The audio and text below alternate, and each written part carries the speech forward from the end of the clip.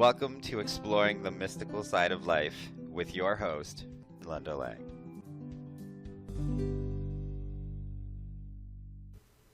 This is part 2 of my conversation with John Cole on human design. You'll find the link to part 1 in the show notes. Hi, this is Linda Lang from thoughtchange.com.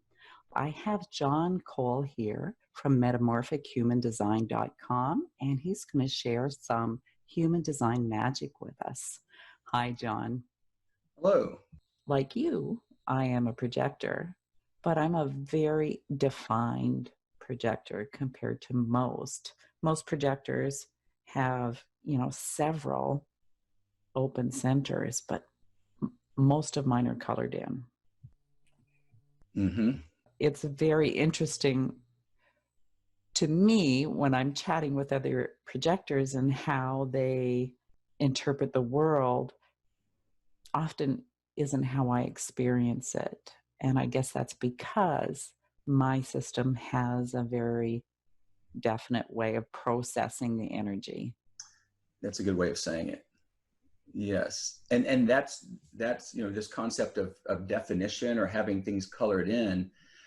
What we're referring to there is where things are fixed in our chart. There is a set pattern that is consistent in our being, in our experience. And when you have a lot of things colored in, and by things I mean the centers in the chart, which are roughly associated with the traditional chakra centers, but there's 9 in human design, not 7. When you have a lot colored in, it means that you can think of it as kind of being fairly self-contained or fixed in terms of how your energy works, where if you have a lot of openness, and I happen to have a lot of openness, I have 7 of 9 centers open, that is a lot more, it's changing all the time. I'm really going to interact more with the people in my life and take on their energy and probably be a little bit more receptive in terms of, what I'm taking in at all times. It can be very changeable in a similar way as like the openness of the reflector. And so it's an interesting thing to look at, is just where we are open. Those areas tend to be where we have the most work to do. There's this potential for wisdom. There's a potential for growth and learning there, but it comes with a lot of exchange and influence and conditioning through life. So, John, what would you say to all of the people who've either studied human design or who have kind of jumped down the rabbit hole and they've made it almost dogmatic that, this is my type and this is how I'm supposed to behave and these are my gifts and my weaknesses, and it almost becomes either a rigid way of living or almost an excuse for being a certain way or not being another way? I see that as well. I've seen that in myself. I see that in others. There's this tendency to take these systems, and it's in my view, it's often our mind which will say, well, we'll grasp onto it and say, well, if I do this, I'm going to be this way, or I'm going to get something, or our minds will try to take that knowledge and system and try to control things with it, to control our lives. And I just don't think it should be used that way. I think that these systems are more, they're here to serve us. They're tools that we can use for our own self-awareness, our own knowledge, and kind of awakening to ourselves. They're not tools that we are here to limit us or that we can use to beat ourselves up with. Or if you, for example, if you're a generator and your strategy is waiting to respond, and then you realize that you are running around initiating things, well, that's just something to see and to experiment with, to kind of hold lightly, not to beat yourself up with, or to make it go off on some other mental trip about it. But we tend to do that with these systems. We'll use them to define us, and that's really kind of not the point. It's missing the forest for the trees a bit, I think. They're here to support us and not so much to limit us. I think that's bang on. They're a guide almost more than a definition. When we look at even the definition in the chart itself, the body graph, we're showing just a part of us that is consistent and reliable, that is operating, I would say most, if not all the time. But it's not saying that that's all we are, or that's the only experience that we can have. We can have an experience of every hexagram in the I Ching, all 64 gates or hexagrams. We can have an experience, all 36 channels, but we usually do that through just living life, through interacting with others, through working with whatever planetary energies or transits are coming in. And so, I would compare it a little bit to like just taking, basic sun sign astrology and saying, well, I'm an Aquarius, and then I form an identity around that. And we know that that's only just a very small, aspect or piece of what we're about. There's a lot more to it than that. Just to clarify for the listener, John, can you tell us what you mean by a channel? Yes. Human design is I would say, a fairly visual system. And so when you look at your body graph, your birth chart, you're going to see a shape of a human torso, and you're going to see 9 smaller shapes within it. And in between those shapes, you're going to see lines that are connecting these different shapes, these 9 different shapes, which are called centers. And what connects a center to another center is called a channel. And that's where you have a planetary activation on both gates or hexagrams, or on both sides of the channel in each center. It's a little bit hard to describe abstractly, but it's basically how our energy flows within us and connects to these different parts of ourselves. Well, I thought I'd just dig up my chart and just show people. And it's the colored in lines that are going in between the triangles and the squares, the diamonds. Those are the channels. And what makes a channel is when you have a planet on both sides of it, then each of the centers that it's connecting get colored in, and the line in between. And the channel, you can think of it as the life force. It's almost you could say a quantum, where the whole is greater than the sum of the parts. So it's almost a third type of frequency or pattern that you're carrying around that goes beyond just the 2 planetary gate activations. And there is a real pocket of wisdom when you go through all the planet positions and what gate you have on the unconscious level and what gate you have on the personality side or the conscious level. Mm-hmm. And so it's so much like astrology that, you have a Mercury of something you're here to communicate, and this is what it is consciously, and this is what it is unconsciously. And you can go through all of those planets, and it's just a huge, huge journey of exploration, I find. It is. And that the Mercury example is actually a really interesting one. If you were to look at Mercury on the personality side, which is what's shown in black in the body graph, you could say it represents one's style or frequency of communication. But then if you look at that Mercury on the red side, the body design side, it's the actual voice, the frequency and quality of the voice.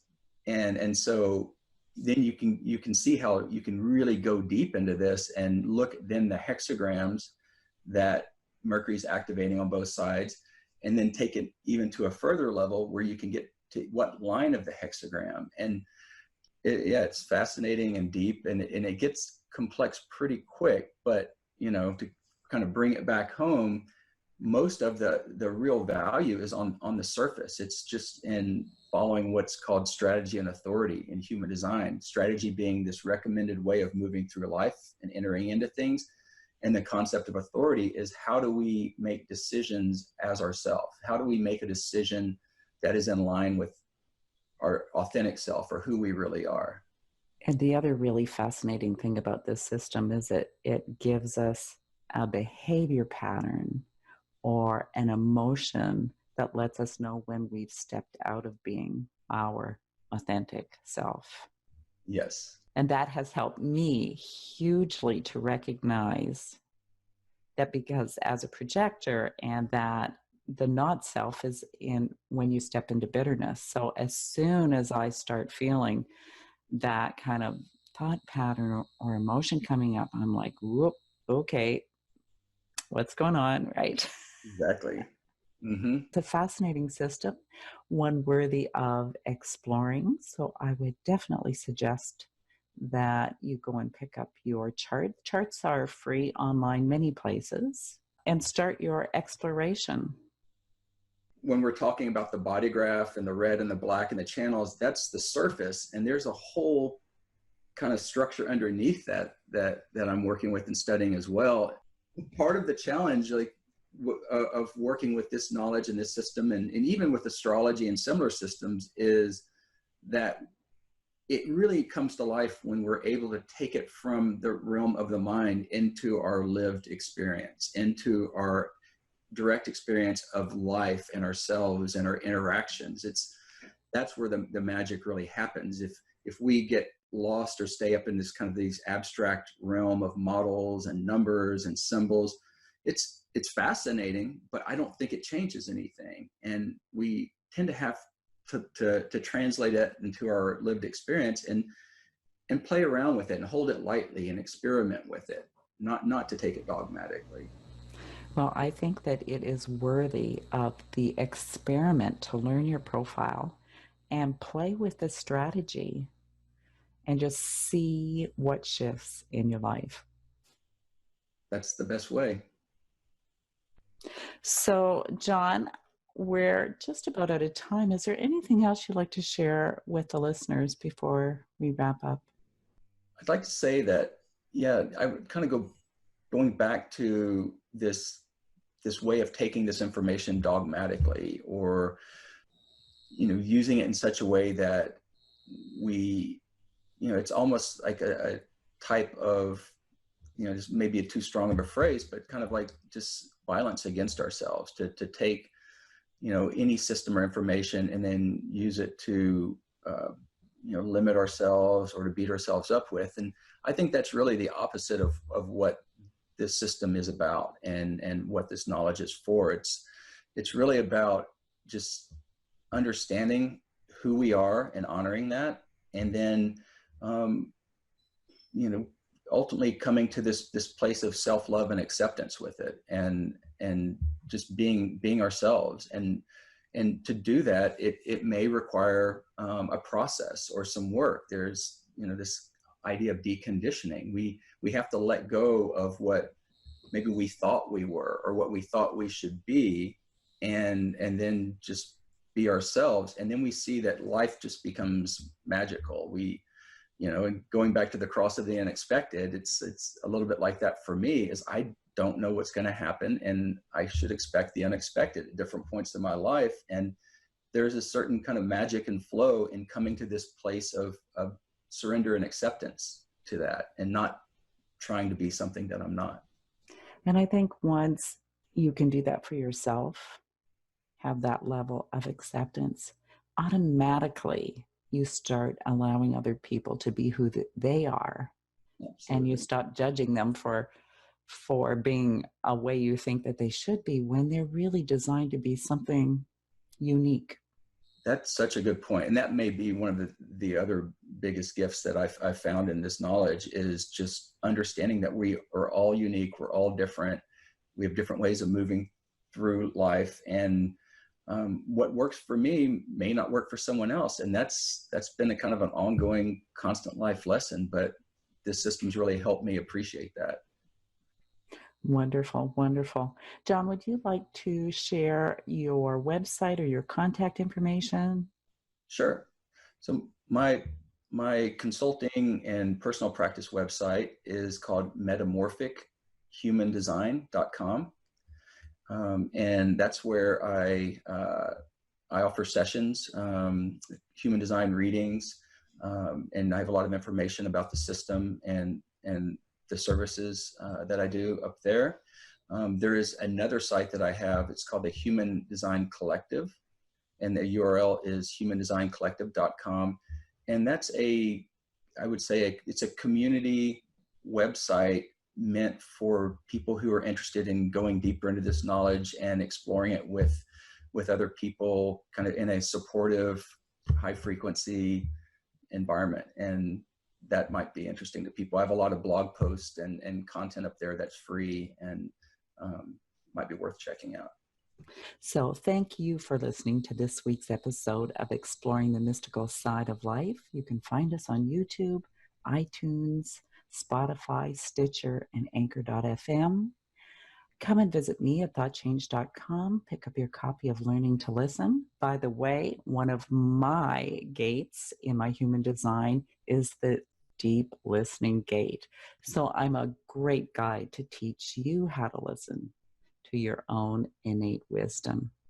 That's it for this week. We'll see you again next time. Bye for now.